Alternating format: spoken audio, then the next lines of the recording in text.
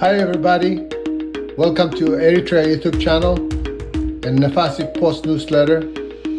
Today I'm excited to bring to you to talk about Sudan, the current developments in Sudan, brief explanation, and what are the solutions with Mr. Ibrahim Abdelnur, an Eritrean who lives in the Metro DC area, has been very active in support of the Eritrean community. He's done a lot of great work, and I am honored to have him. Mr. Ibrahim, welcome. Thank you, Emmanuel. It's a pleasure to be here. And I thank you and congratulate you for the work that you are doing. Thank you very much. Sudan has been going through many transitions over the decades. Sudan has gone through 18 coups or transitions over the last at least 4 decades. And what do you think the cause for that is? And how do you describe that? It's very unfortunate to our people, our neighbor, very kind people, the Sudanese people, what they are going through currently is very unfortunate and it's very saddening. Among others, the leaders of Sudan, instead of thinking for themselves, thinking for their benefits, as leaders, they should have thought about their people. And instead, what they are looking is who is the macho, who is the powerful person, regardless of the needs of the people. The destruction that we are seeing in their infrastructure and the people's life is very devastating. I hope they will come to their sense and stop this madness and bring peace to their people. If you go back historically in Sudan, as you stated, there were like 18 transitional governments or transition from government to government since 1956. Since Sudan's independence from the British administration. If we go back and read how this transition government or transitional government came to power, actually, it's the root cause of the transition is they never had people-based political structure. That brings us, like, for example, during the Al-Mahdi administration, the Al-Mahdis themselves, they were not able to run the country in the right way, and they went to the military or to the defense force, asking them for assistance, and came to power. So Al-Nimeri, for example, came with the same way. And also is al-Bashir. Al-Bashir, with the help of Trabi, came to power.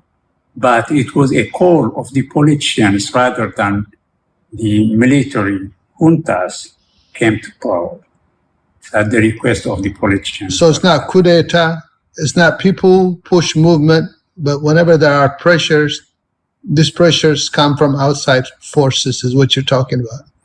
Within the parties, they make a good relationship in the military. The military leadership at the point when they request them to come and take over the power, the military was taking over the power. It means it's not a military coup or a military coup d'etat. It's at the request of the, at that time, of the governing party or governing leadership that the power was being transitioned to the military. Once the military took over the power, though, then they don't go back and succeed the power to the people or to the party that they brought them to the power. And instead, they keep on hanging on that until they were also being thrown by the political party together or in conjunction with the military. So the current development is a little bit different because these people were working together for at least since 2019, since the ouster of Bashir. And now they are trying to finish off each other.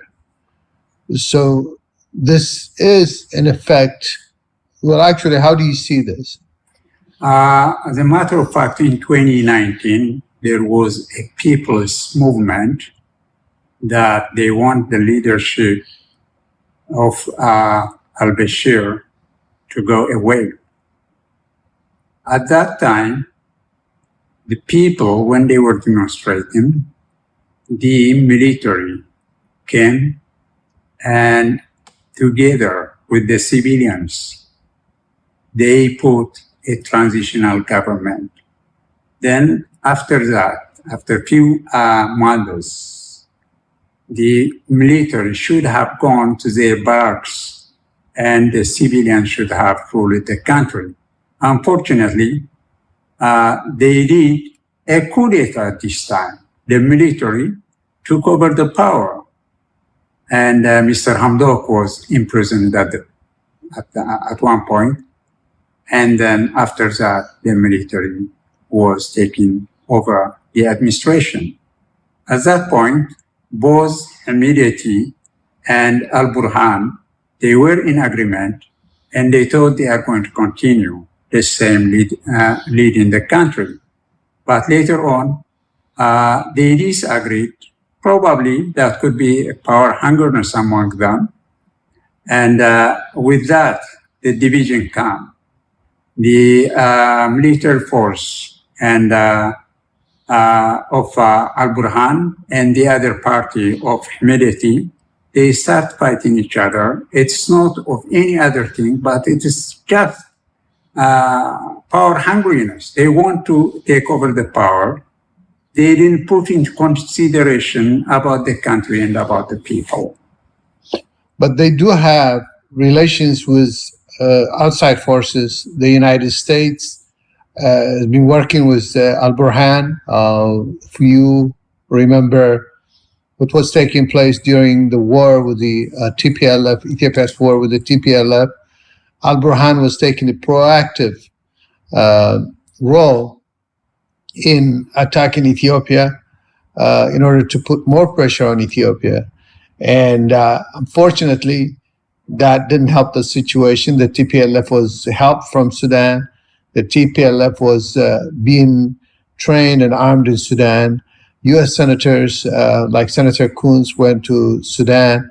That indicates that al-Burhan was working with the United States and Western agents, and also Egypt.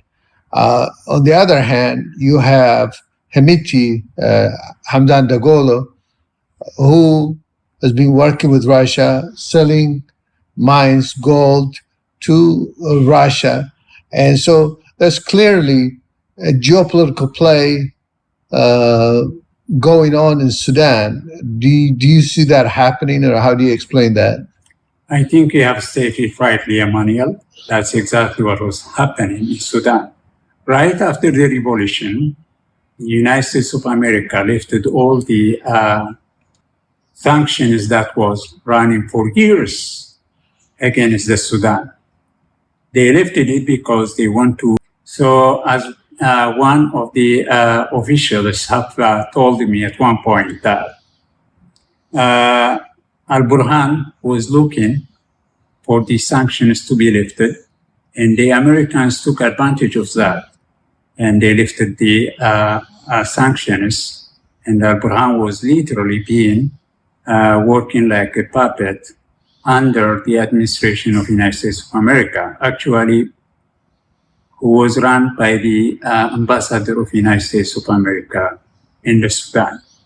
How do you see Egypt's role in this? Egypt has a big role, and that will complicate when we are going to discuss about Egypt's involvement in it.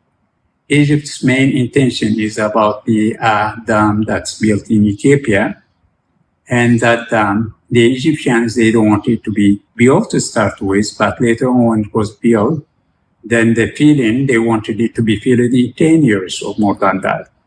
To the contrary, the Ethiopians, they want to fill it as soon as possible. So at this point, it's very hard for for Egyptians to destroy the dam, because if it's going to be destroyed, then it would be a disaster for Sudan and for Egypt itself.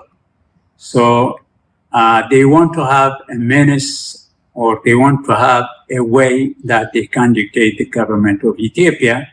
And for that, Al-Burhan, one is the Ethiopians had a civil war among each other.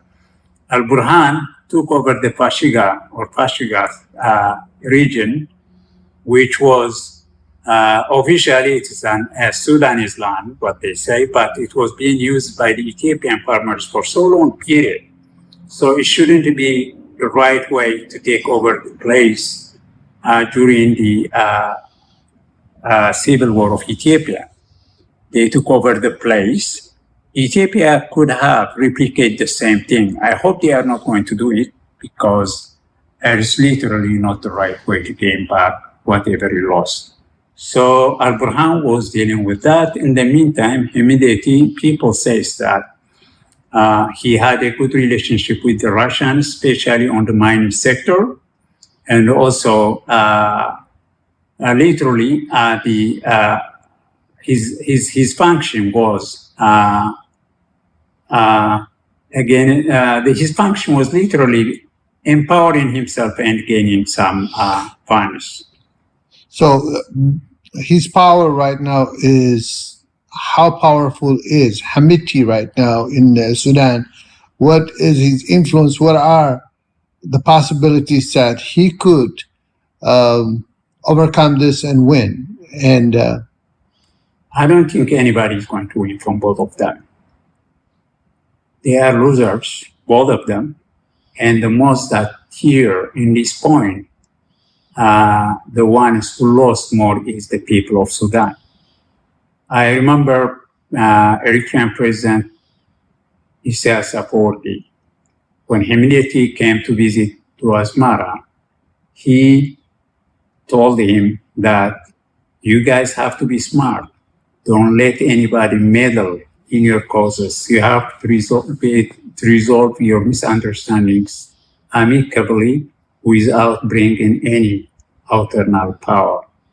And instead of handling the case amicably in a round table, they start fighting, unfortunately, and they are destroying all their infrastructures, and the people of Sudan is suffering. Okay, what should the role of Eritrea, Ethiopia, and South Sudan be in this conflict? The three countries that you mentioned, they have a great interest, and they could have a big influence on both sides or inside this. The Eritrean influence is at the higher level, I can say, that realistically and seeing the historic acts or the historic work of Eritrean government bringing the northern part of Sudan to bring into peace among the government of Sudan and the northern part who were fighters at the time. In the meantime now, IGAD is assigned to South Sudan's president, among others, to come and bring the peace. So Sudan, Ethiopia, and Eritrea, South Sudan, Ethiopia, and Eritrea have a great influence in the Sudan, but the decision makers are themselves, those who are fighting among each other.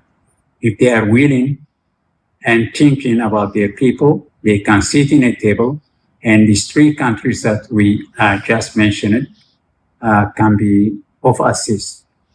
So they can basically, IGAD nations could facilitate talks, but ultimately the decision is on the people of Sudan and the two warriors, is basically what you're saying.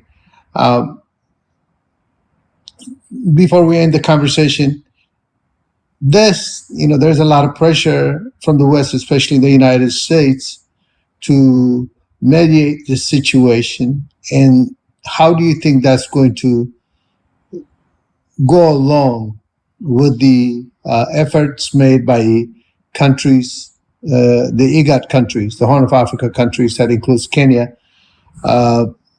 They actually have South Sudan, Kenya, and Djibouti as representatives of IGAD addressing the situation in Sudan. Do you think that's going to be able to work or compete with what the United States is doing? South Sudan, Kenya, and Djibouti are being representing the IGAD, and definitely they can influence. In addition to that, the Eritrean and the Ethiopian influence can bring peace. Most people believe in that. However, the United States and the Western countries, they have to pull out from that. They shouldn't involve at all, because always what they look is their interest, and that interest is in contradiction to the will and need of the people of Sudan. The Sudanese people, they have already spoken.